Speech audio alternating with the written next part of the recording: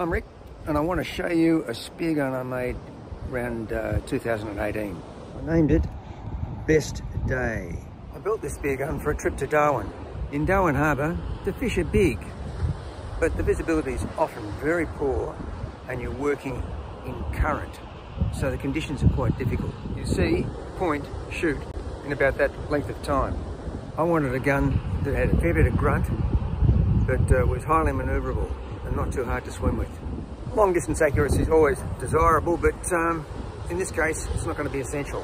So I opted for a light mid-handle. The name, well, is a Darwin identity who always says that today is the best day of his life, presumably because it's today. I wanted a spear with a bit of grunt, so I opted for a Rife 5/16 inch spear. In the poor visibility, you don't want too much of an overhang on the front. It's got about 20 centimetres right now. But initially, I had a pranger on it. But I found that pranger had too much water resistance and I couldn't swing the gun as well as I wanted to. So I removed it and replaced it with a spear with a mono head. The stock is about 1.2 metres in length. I put two 14mm rubbers on it with about 3.3 to 1 stretch. The muzzle is open and I used a pin to retain the shooting line. The handle's one of my 6-gun handles, modified slightly, with anti-slip on the side. Initially I had an Andre mech in there, but I found it pretty hard to pull the trigger, so I've replaced it with an Eptronics Reef mech, set up for the square notch on the Rife spear. You can see the insert where I had to shorten the mech pocket. It's a mid-handle. There's a forward trigger with a push rod going through to the mechanism at the back. In this narrow stock, I had a bit of a problem securing the handles properly, strongly, because it was also narrow. So I put through some stainless steel pins and then covered the top with dowels. I doweled the front of the forearm. I'm not really comfortable with this system and I don't think I'll use that idea again.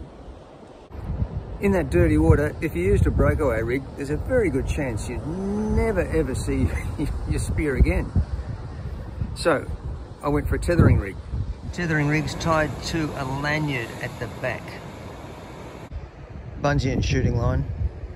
The gun's mainly Tasmanian Oak, but just to dress it up a little, I put some Merbau on the side plates on the handles, just to put a bit of contrast in it.